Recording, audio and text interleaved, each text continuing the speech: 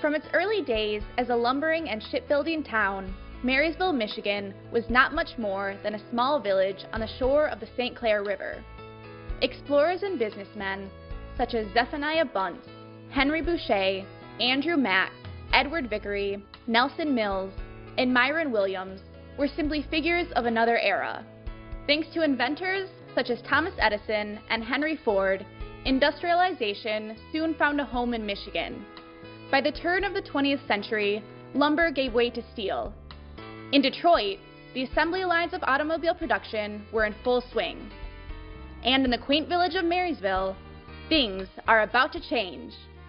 The year is 1919, and C. Harold Wills has just left the Ford Motor Company in hopes of making his own luxury car. The name of the company was Wills St. Clair, the location he chose to build his factory, none other than the sleepy village of Marysville.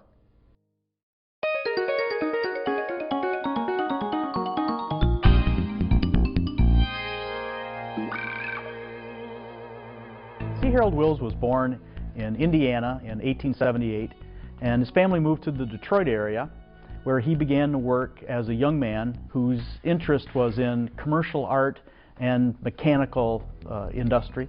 He decided that he wanted to work within mechanical areas.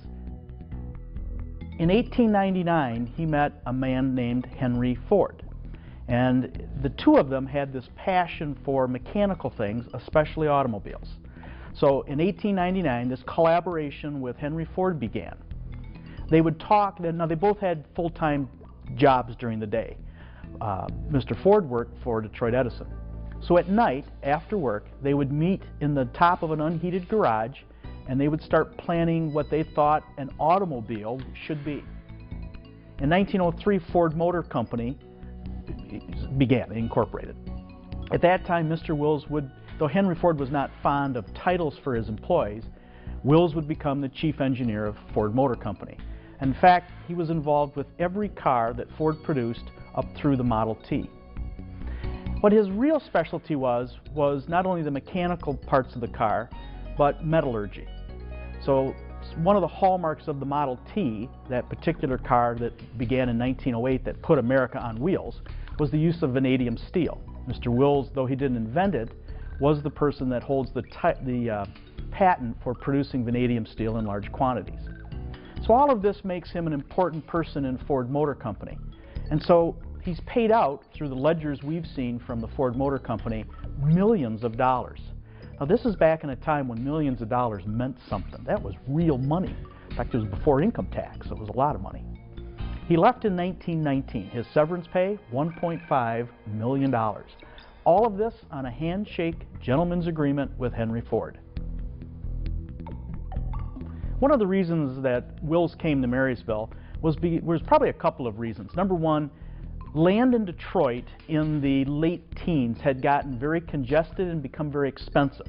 So, number one, it was expensive and difficult to find land to build factories, and it was hard to find space for your employees to live. Detroit had become quite congested by then. So he had seen Marysville from the decks of his 140-foot motor yacht, the Merrill. So he was aware of where Marysville was. Marysville also had an opportunity that it was close to Detroit, and it had a lot of land available. So he purchased approximately 4,500 acres of what would become the city of Marysville in 1923. Of course, when he bought it, it was just a small community. In fact, only really a few hundred people lived in Marysville at that time. By the time the factory was up and running in 1921, thousands of people had moved to Marysville. We have over 2,000 people living in Marysville because of Wills. And because of all the factories that did come in because of him, we become a fifth class, and we can incorporate ourselves into the city of Marysville. So in 1924, we became the city of Marysville. When Wills came to town, then that brought tremendous changes, because he not only bought up almost all of what became what is today Marysville, but he also laid out the town, or had his people lay out the town and really change the way the community looked. With the north north-south running streets named after states, and east-west streets named or numbered streets, and so it really changed the community. And the area the city was zoned for different activities. You know, the industrial area was going to be close to the rivers, you know, because of transportation and you know, bringing in natural resources, and then the residential areas would be back a little ways from the commercial district and from the industrial area.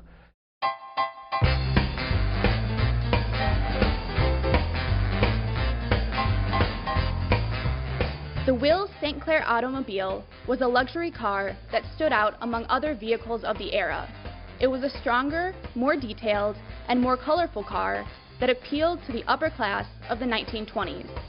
Each car included Wills' trademark logo depicting a Canada goose in flight over blue water. A short drive along the St. Clair River in Marysville will produce the same scene. The gray goose was also affixed to the radiator cap of all his vehicles as a testament to their high quality and ability to travel long distances. The Wills St. Clair automobile was a truly one-of-a-kind and unique car.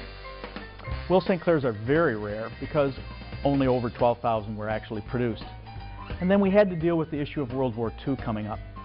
So after 1926, Wills St. Clairs became orphans, if you will, meaning for a while you could get parts, but it probably wasn't easy as time went on. When World War II came, that old Wills St. Clair sitting out behind the chicken shed probably was going to end up in a scrap drive somewhere for World War II. It was certainly the thing to do at the time. That's one of the reasons that makes Wills St. Clair so rare today.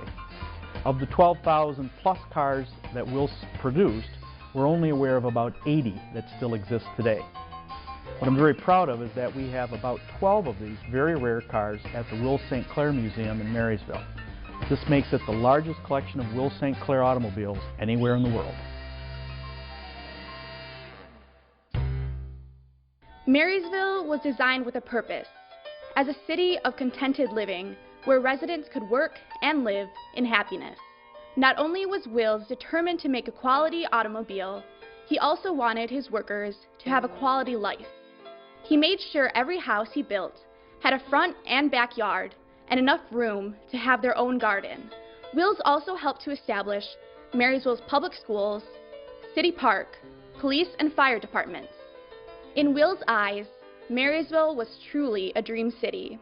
However, the dream was short-lived. Less than 10 years after beginning production in Marysville, the factory shut its doors for good. The boom of the Roaring '20s would soon result in the crash of the Great Depression. In 1926, C. Harold Wills left his dream city, and times were uncertain once again. So in 1926, when Harold Wills closed the factory, the property was still available and was for sale. So Mr. Wills at that point went to work for Walter Chrysler as a metallurgist, and eventually sold some of his metallurgy patents to the Chrysler Corporation. Walter Chrysler bought the plant, the Wills St. Clair plant, from Mr. Wills, and of course that plant is still in existence today and still producing product. Wills, you really have to thank him because, I mean, he did a lot. He wanted the city to be the dreamers. You wanted your dreams to all come true because you lived here, you know. So he kind of was the one that because of him, we got our police department, we got a full-time fire department. These are all happening 1920, 1924 to 1929. Had Mr. Wills been able to stay here, had the car been more successful, he envisioned multi-story buildings. I had seen dioramas that he had produced that showed a thriving community with large buildings. I mean, and I think partly because he owned a big chunk of the city as the developer, that would be to his benefit. And I really think that this would have been something much larger than what Marysville is currently, had the automobile been successful, had he been able to entice other manufacturers to our community to build their factories, homes for their employees, and Marysville would have gotten much larger. As it turned out, that isn't what happened. After the Wills Company went out of business, then Marysville again kind of went through kind of a bust and boom type of economy. And of course that was also just before the Depression that Wills went out of business. So during that time a lot of people left. Then of course with the Depression a lot of people left town also. So again its population shrunk down quite a bit. But by this time, there was more of a sense of community. We had a high school, we had 2 elementary schools. There were still some businesses. Chrysler had bought the Wills plant. And then during World War II, the economy picked up a little bit when the Dow area was built on the south end of town, and a lot of that was money being spent on military projects.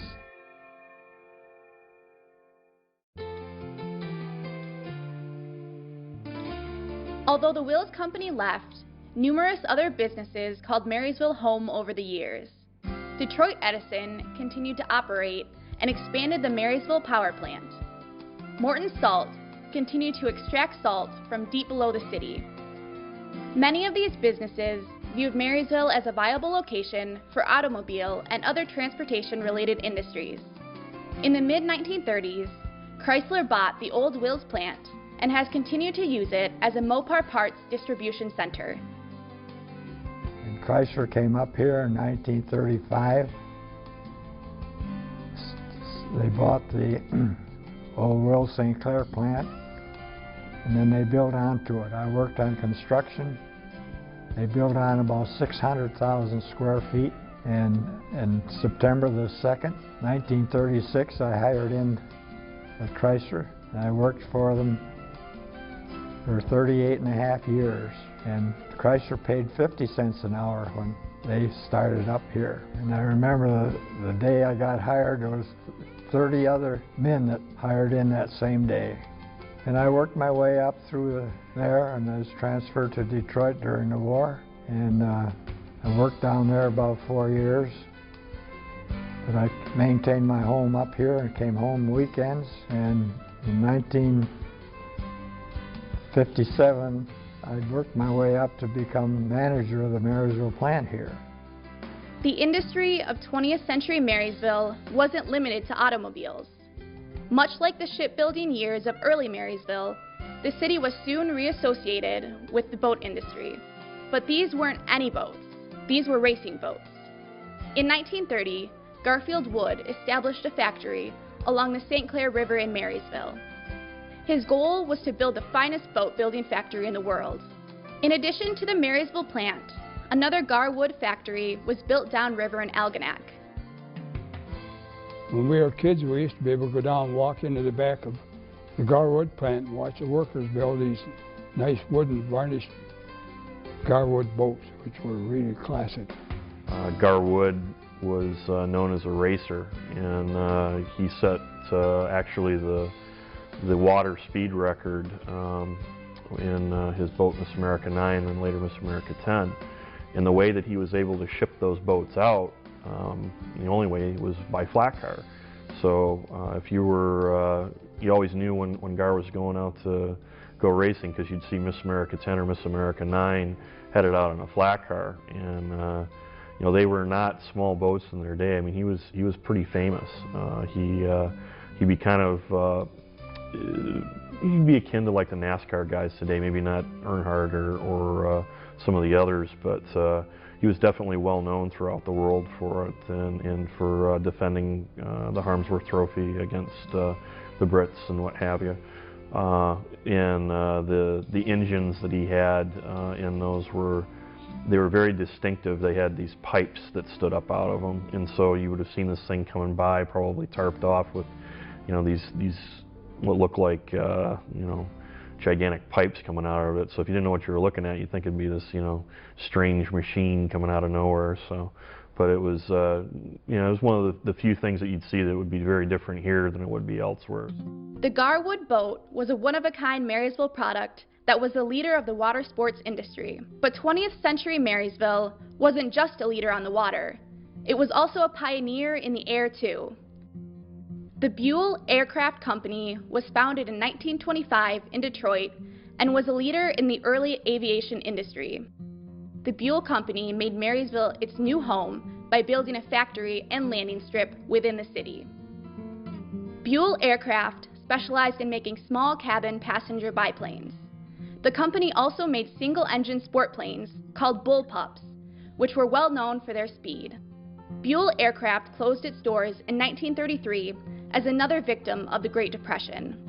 Well, the Buell Aircraft plant down here, that where Huron Boulevard crosses, or Boucher crosses Huron Boulevard and goes over to Michigan, that was the airstrip for the Buell Aircraft at that time. And when I was about 8 or 9 years old, a Ford tri-motor airplane landed in there, and we all run down to take a look at it. And he said, anybody wants to go for a ride, it'll cost them $1. So I run home, got my dad, said, my dad, there's a guy going to give us a ride for $1. I got a half $1, can you ride me? Let's go down and see what's happening. So we all went down there, and the guy took us all up for our first airplane ride, right here on Boucher Highway. But we used to go down there and watch them roll these bullpups out. Now, they made 100 of them, and I think there's still a couple of them still flying today from way back then.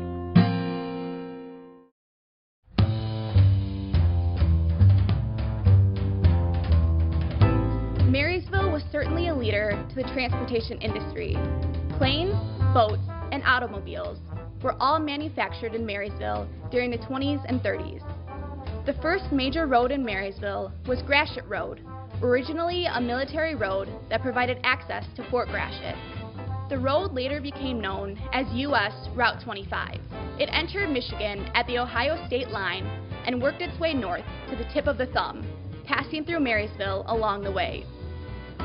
Also helping workers and residents travel between Marysville and other cities was the Detroit United Railway, or DUR for short. The DUR was an interurban railway connecting Port Huron and Marysville to Detroit and beyond. The electric streetcar began service in 1901 and made its last trip in 1930. By the 1920s, the DUR, Detroit Urban Railway, that went from Port Huron eventually all the way to Mount Clemens and then into Detroit. So someone could get on that light rail and go from Port Huron all the way down to Detroit and come back in the same day. So that was located, that would cross right about where the wastewater plant is. That's where the tracks were for the DUR. I don't remember much about the interurban. There was an interurban that went to Detroit.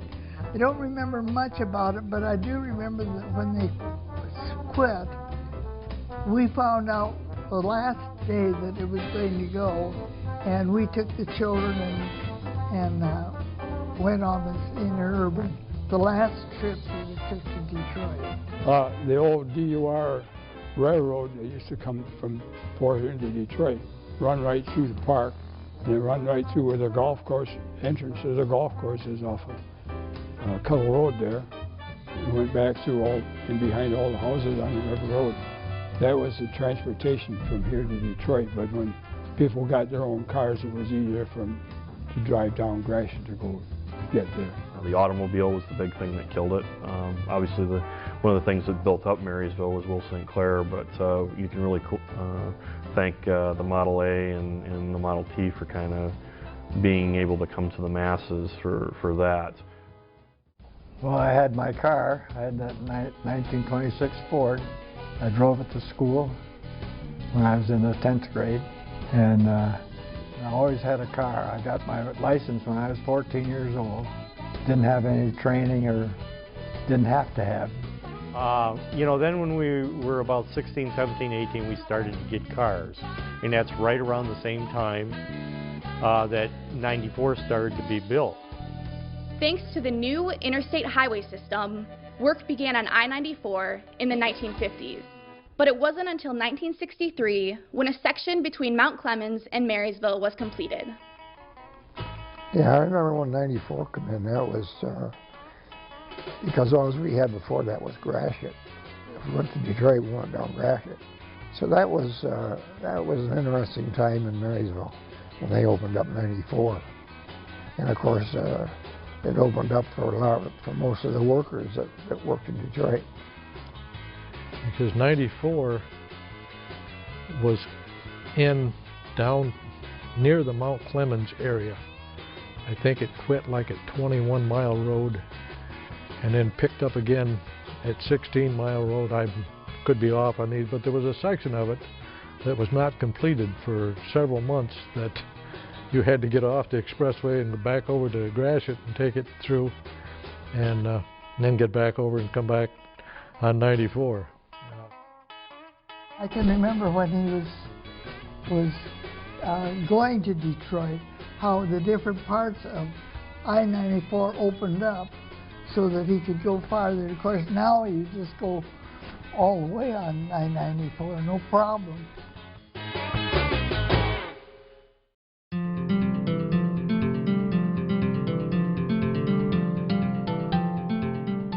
Due to the development of industry and access to transportation, Marysville transformed from a sleepy village to a strong community with unique neighborhoods.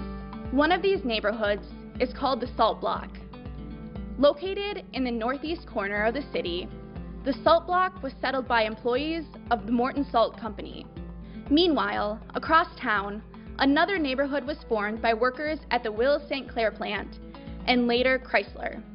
The area came to be known as the subdivision and may be better known today as the Washington neighborhood. These strong early neighborhoods of the 20th century helped to form the tight-knit community we now know as Marysville. When Morton Salt built the plant, they also built housing for their workers. So that area that became known as the Salt Block was made up mostly of people who were working in the Morton Salt plant.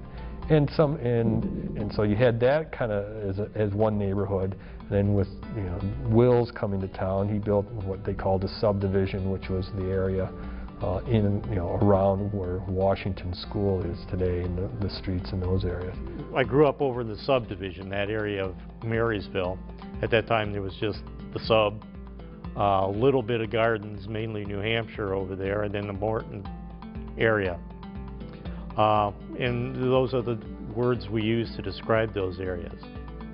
A lot of the homes in what we call the Salt Block, you will notice, not so much today as you could several years ago, how they all, many of them appeared to be identical to each other. And this is because when Morton Salt was planned, they built all these homes for their employees, and they just moved into them. Surprising, that goes back many years, that surprising the number of them that are still here. And this holds true also for the subdivision. Wills St. Clair automobile plant here, and they built many of the homes in the subdivision for their employees, which many of them still exist today. There are a lot of homes in Marysville that still exist today that were built by Harold Wills and his company, the Marysville Land Improvement Company. Those homes, though modified probably through the years, are still here and are a great testament to Wills' ability to build a quality home for his workers. We always found something to do.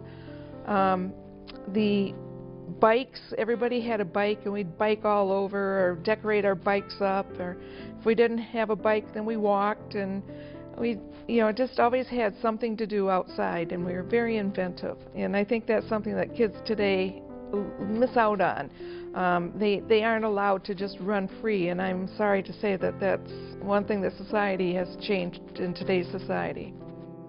We had a lot of fun around the Salt Block. Played baseball behind the Morton School. That was our baseball diamond. And they put a couple hoops in the schoolyard. We played basketball outside. And it was a fun thing to do. And I lived on the river. A lot of times the guys come up, we'd jump in the dock and swim down to the little park north of Edison and spend the day down there and do a little swimming and what have you. So. But they used to have an old Morton salt shaker. Looked like a round box of salt like you get in the grocery store with the little girl onto it. Set up on a pedestal, and you could see it from either the corner of Gratiot or the corner of M29. I recall growing up there, and it really bothered me at my very young age, that they had the Morton Salt plant sign, the big highway sign. Then it said the Port Yarn plant, and I really resented that at that time.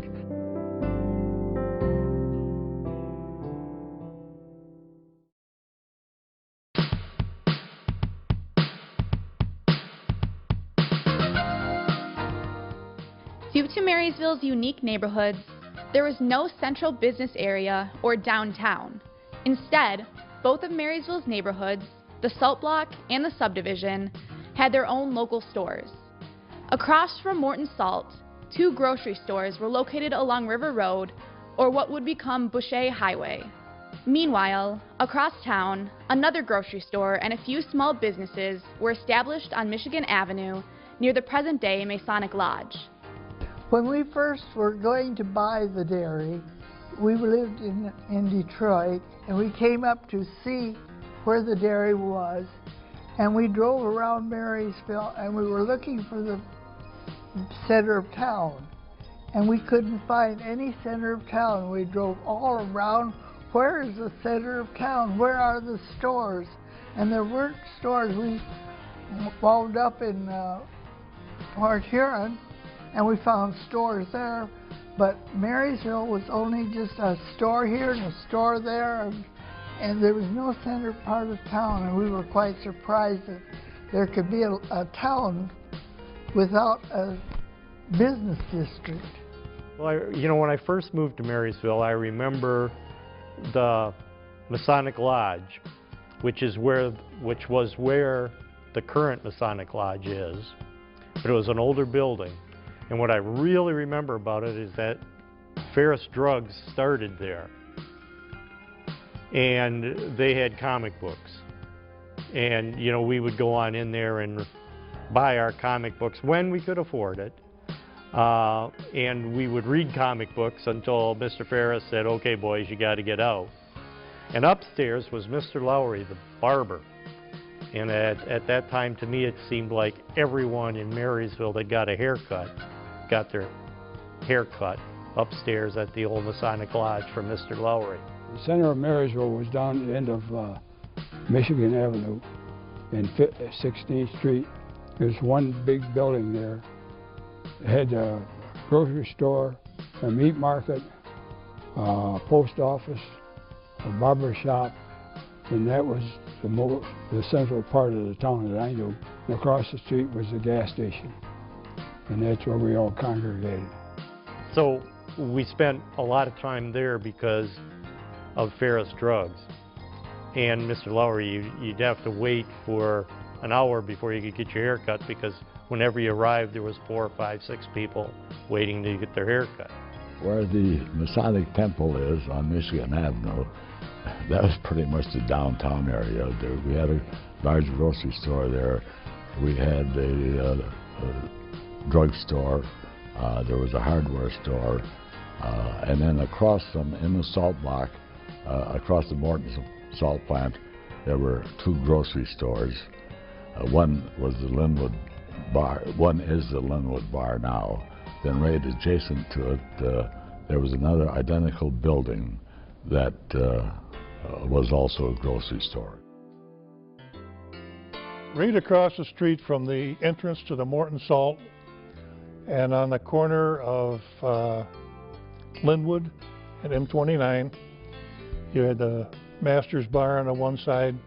On the other side, Ada was I think her last name was Catola. She was a elderly lady that could hardly get around. And Ada Catola, she lived upstairs in the store. And she had a 55-gallon drum of kerosene in the back. She used to sell kerosene by the quart or by the gallon, because years ago a lot of people had used kerosene. Ada's was a really neat little store. It had all sorts of penny candy in there.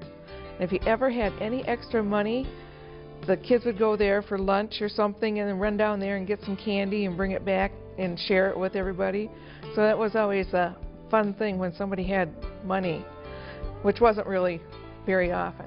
Ada, she could hardly talk English, and George, he had broken English, but he could understand George pretty good. But they were both coming from the old country, and they did a heck of a job, right? And Nicholas had about, I think, 4 kids. Just a very nice woman. She sat in that store day in, day out, open 7 days a week. They were both very, very well, they're really well liked, George and Ada both. We didn't have any big grocery stores at the time, just Ada's and Nichols. And we used to go to South Park and do our grocery shopping. The family did. And then, of course, when they moved the stores into Marysville, that changed the whole philosophy of it. And of course, we were Marysvilleites, so we liked to shop in Marysville. And so we stayed in Marysville to do our shopping. A specific business that called Marysville home over the years was the Marysville Dairy, which was better known as Butler's Dairy. The dairy was located on Gratiot Boulevard, just east of Delaware, across the street from the Marysville Drive-In Theater. The dairy was well known for their milk and homemade ice cream. It happens that it was not called Butler's Dairy, but it was Marysville Dairy. We bought the dairy. My husband went in with 2 other men to buy the dairy. When we first bought it, we went out to different farms and picked up milk. We had a man that went around to the farms and picked up the milk and brought it to the dairy. Then they put it in big vats to pasteurize it. And there were several dairies like this, and ours was the last one to go before London's Dairy. London's Dairy was the largest, and we finally sold out to London's Dairy. I do recall the Butler's ice cream used to be a great place to go in the summertime, and the place was always packed, but the ice cream cones you got were always worth the wait. The rich cream that we poured that we did not sell, there was more cream than people would use, and the cream would be poured off, and then we used that to make the ice cream. We had a freezer about this long and about this big around, and we would make our ice cream in that. And it was he had a certain formula of the material that he put in the ice cream, and we made the ice cream ourselves. We flavored it, and it was completely Marysville Dairy ice cream. As Marysville continued to develop, small mom-and-pop stores gave way to large chain stores and fast food restaurants. And over the next 3 decades, Marysville's commercial district stretched up and down Gratiot Boulevard from Boucher to Range.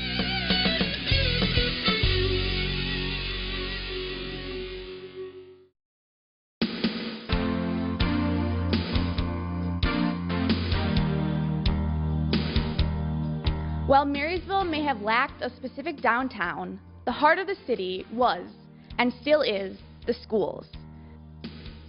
Marysville Public School District was created in 1921 with the help of C. Harold Wills. Over the years, the district has expanded to include 3 elementary schools: Morton, Washington, and Gardens, a junior high school, and a senior high school. Built on a strong tradition of excellence, education in Marysville has transformed from one-room schoolhouses to state-of-the-art facilities. You know, before there was, what is today the Marysville School District, a lot of the things that were done by school were county-wide. And you had a lot of these small one-room schoolhouses scattered throughout the townships. And so if you went to a county, or if you went to a school in a township that might only be 1st through 8th grade, you would have the choice or option of going to a public high school within the county. And depending on where you were, you'd usually go to the closest one. So if somebody lived in Marysville before 1900 or even before 1920s, and you wanted to go to high school, which a lot of students didn't go. I mean, 8th grade, pretty much prepared you, at least at that time, for everything you would need, unless you were going into some profession. So not a whole lot of people would go on to high school, but they generally would go to the one that would be closest nearby. I was born there on Ravenswood Road, and I went to school at the School District number 2 in Fort Ewing Township. They call it the Mullane School because my great-grandparents sold the land for the school, for $50. And I went to school there for probably 8 years. And then in 1913, no, when I was 13 years old, I came to Marysville High School. And then when Wills came along, then of course larger population and school district was formed, and they built the two elementary schools, Washington and Morton, and then the high school, which would be right across from where the ice pond is today, right about where the ball fields are now. And that building was built in the 20s, burned down in the 1970s, and by that time the high school that was built in the 40s was on that location facing Michigan Avenue. And also probably during the 50s they built Garden School as the population began to increase north of Gratiot. And then the middle school was built in 1960. And of course through the years there's been additions on to all those schools. When I first came to Marysville, I lived over by the Washington grade school, and that's where I went in the first grade. I wasn't here too long, moved away for a while and went back to Mount Clemens to go to school there. Came back here in the third grade and continued on from there until I graduated from high school here. Yeah, I went to the Morton School. That was the old Morton School. When the first Morton School was built, it was a big white single-story stucco.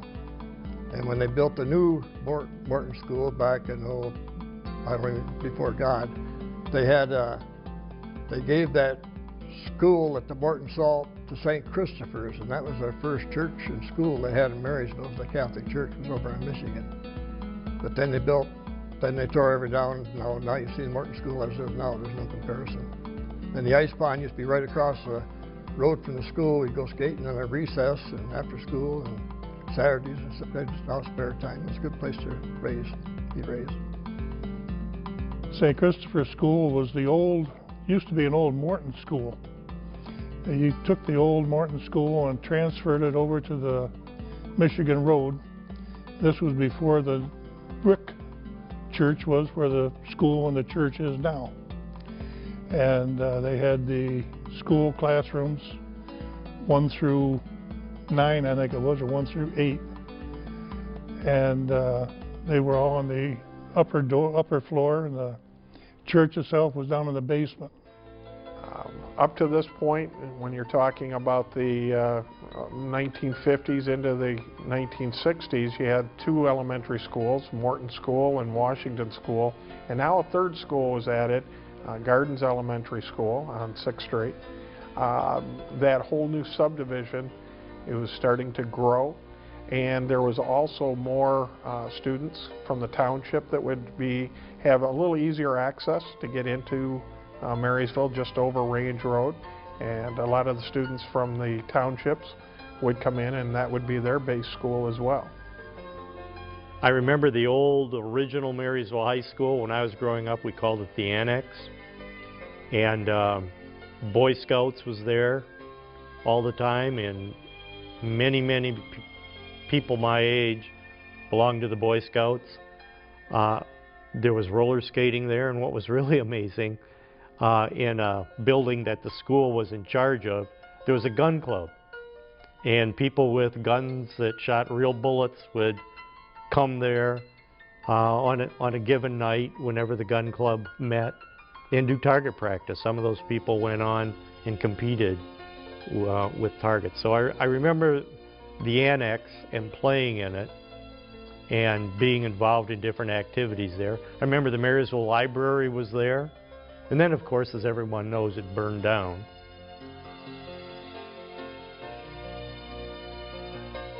We'd go over to what they called the Annex. It was the old high school that was next to the regular high school. And they would have roller skating there. And so you'd pay like 25 cents and they'd put a pair of roller skates on you, and you'd go into the old gym and you could roller skate all the way around, and they'd play music, and you'd meet people from Washington School and from Garden School. And that was always kind of interesting because they were the same age as you, but we didn't know people that went to those schools because we went to the Salt Block and Morton School. But it was really interesting and fun. It was a really nice old building. Unfortunately, one night something happened and the whole place burned down. And it was really quite a loss for the recreation area of Marysville because people didn't have a place to meet or roller skate or do anything again. And you know, they never found out who or what or how the fire was caused, but it was a loss.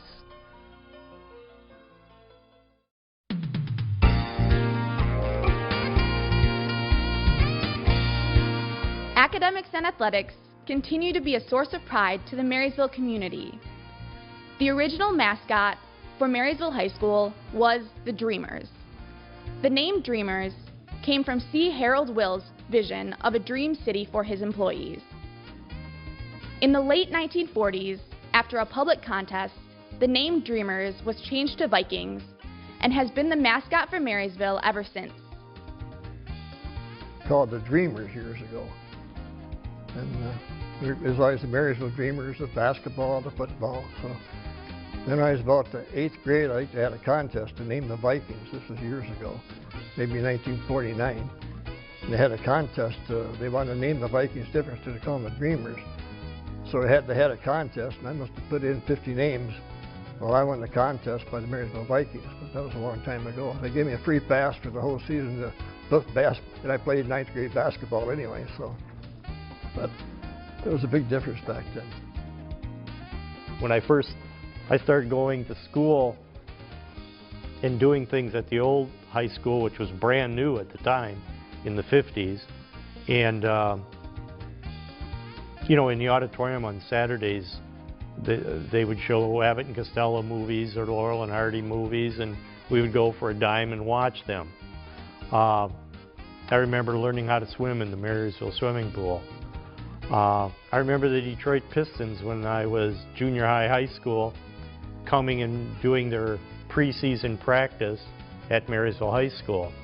I can remember being out on the tennis courts where there were some outdoor basketball nets playing pickup games with Detroit Pistons. I remember one of their stars, Earl Lloyd, he'd be out there with a big cigar in his mouth playing basketball with us kids. And of course they didn't play like they were professional basketball players. They knew they were playing with 11 and 12-year-olds and had a lot of fun with them. We were in the grade school. Marysville played their football games after school. And so sometimes the teacher let us out 15, 20 minutes early. We'd walk all the way to the high school, and they'd have the football games in the daytime.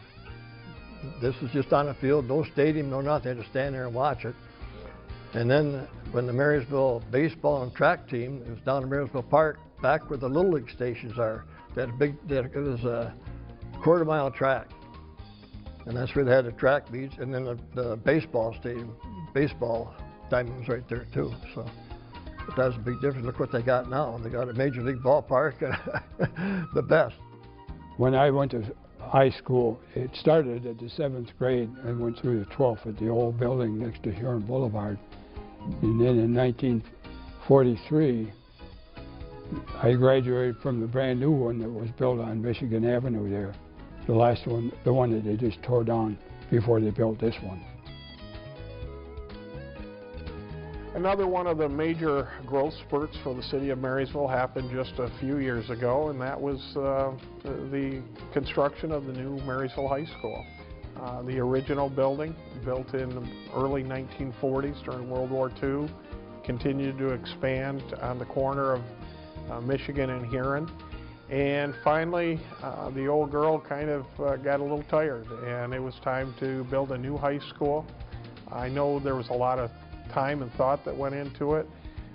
From a school district perspective, there were a lot of comments that people wanted the high school to remain near the center of town and on the property that the old high school was at, which was an interesting challenge for the architects to be able to design this high school on the footprint of what they had to work with. But then in 2010, it was time to say goodbye to the old school, and there was a very nice celebration. People had an opportunity to go through the old school one more time, see their old classroom and their locker. But that was in June of 2010, I believe. And in the fall of 2010, it was time for a new era. This new building is beautiful. The community is really invested in their future and the future of all of our young people. It's an outstanding building that I think is going to serve our community for the next 50 years.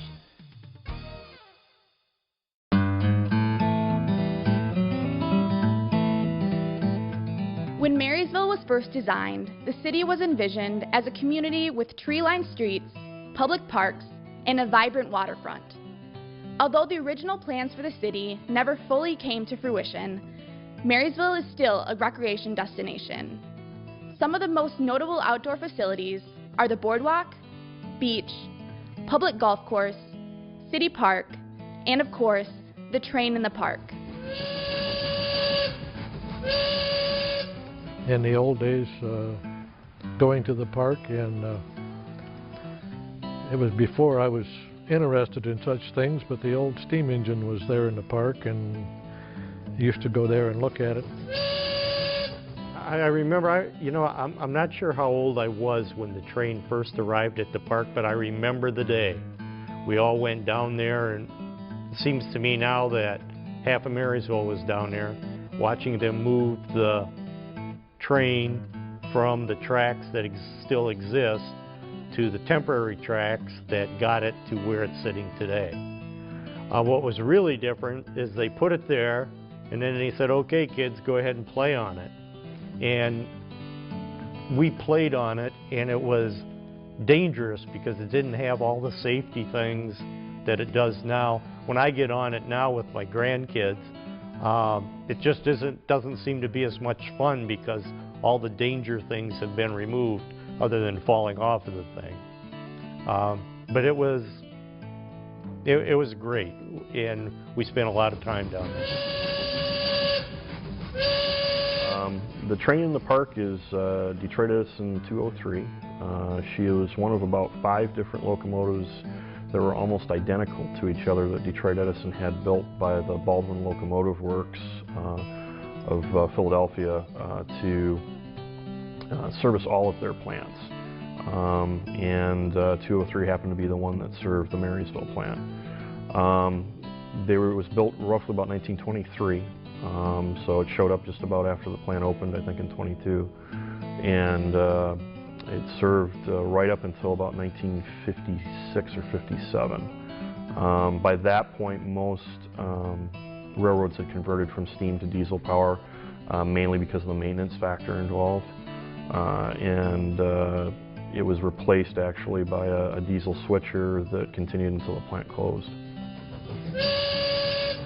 The train that we have here in the park, we're very, very fortunate. In fact, I was mayor at the time, and the Edison Company donated it to the city of Marysville as they had gotten rid of it. I guess they had no more need for it. And special tracks were laid from the main line that goes across Shorn Boulevard at that point to the spot that was located in the park. And after it was established there, they did remove the tracks, and it gets a lot of attention. It's quite a showpiece, and especially little kids, I do get concerned the way they like to jump around on it. The engine was put in the park kind of as a gesture of remembrance of the connection between Marysville and Detroit Edison, and also the days of steam. They actually built a panel track from the Port Huron and Detroit main line, actually not too far outside of here, and connected it in, and it actually steamed itself into the park. And then they just simply removed the track and left it where it was. And it's been there, I think, since about 1958. Marysville City Park may be an attraction for children, but Marysville also has recreational opportunities for all ages. The most notable is the city-owned public golf course. Located on the same property Colonel Andrew Mack settled nearly 100 years earlier, the Marysville Golf Course continues to be a source of pride for the community and an attraction for visitors.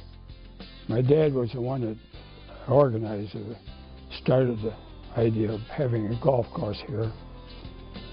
And that property it's on was, it belonged to some lumber baron. He went back to the state and back taxes. And in the 40s, where they said if we could use that for some recreational purposes, we could have it. So we got it back, and they decided to put a golf course on it.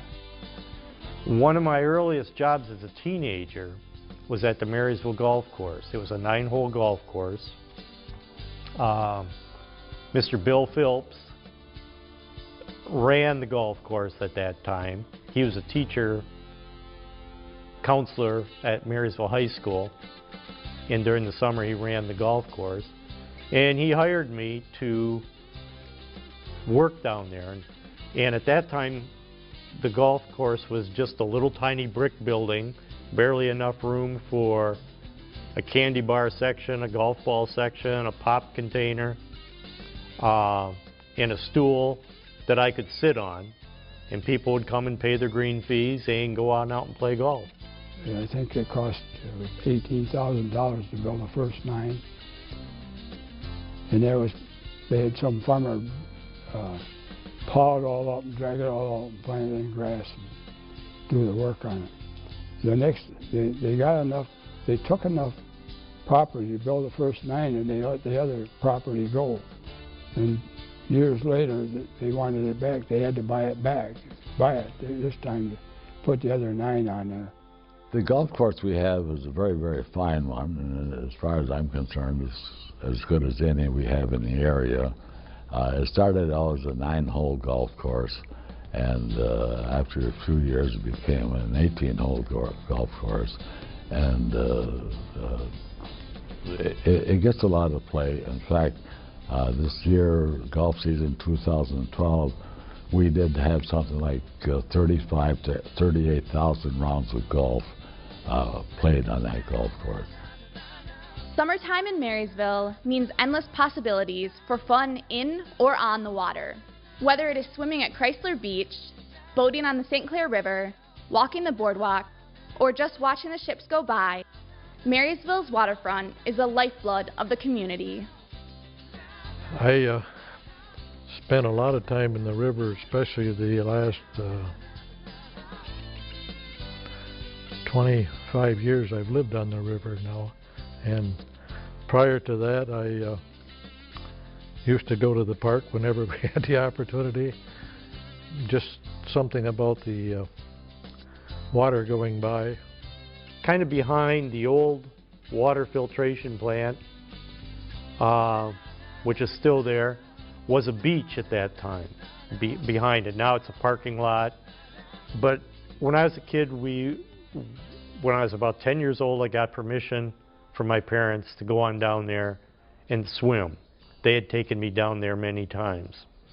And so during the summer, we would end up down there at the beach all the time. Not the beach that's there that's called Chrysler Beach now, but it was behind, as I said, the old water filtration plant. And we just had a great time there. You know, I think some of our biggest improvements for my enjoyment would probably be our waterfront. When I was a kid, you used to just pull your car up. I mean, it was like you just, like where the boardwalk and that is, you just pulled your car up and you just sat there, and you now you couldn't really walk it or anything. It was all falling in. Yeah, I learned how to swim when I was about 8 or 9 years old.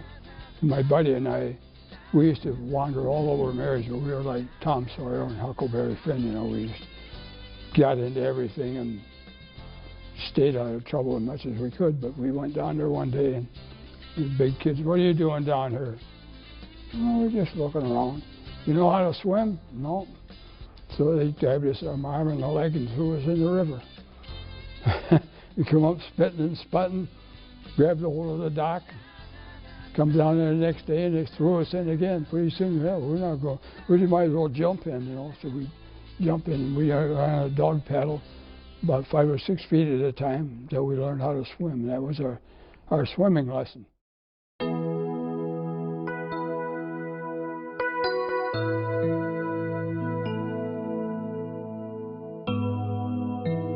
Why did I stay in Marysville? That's a good question. You know, when I graduated from high school, I went off to school to become a teacher or a journalist. I wasn't sure which. I ended up being a teacher. And I taught at St. Mary's in St. Clair for a couple of years.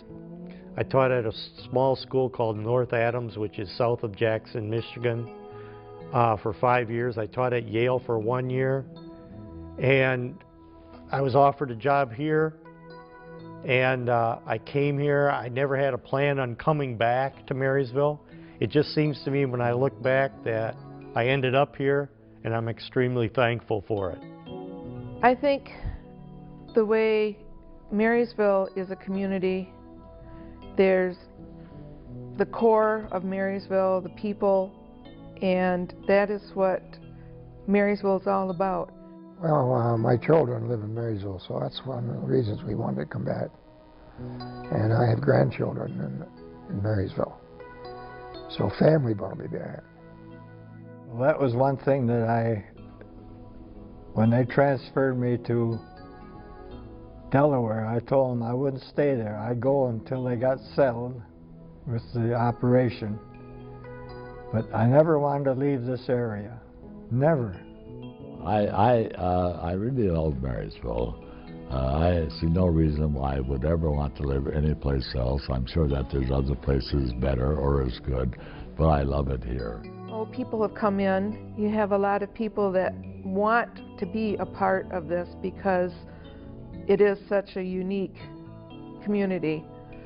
And so you have a lot of outsiders coming in. You have stores that are coming in. You have modernization coming in, but it's never going to really affect the heart of the people. I like it here because the area, the river, the golf course, the schools, and I raised my family here. It was a good, safe place for them to be. I had opportunities to leave here where I could better myself as far as my job went by maybe triple. And I have a talk with the kids. You want to move? No.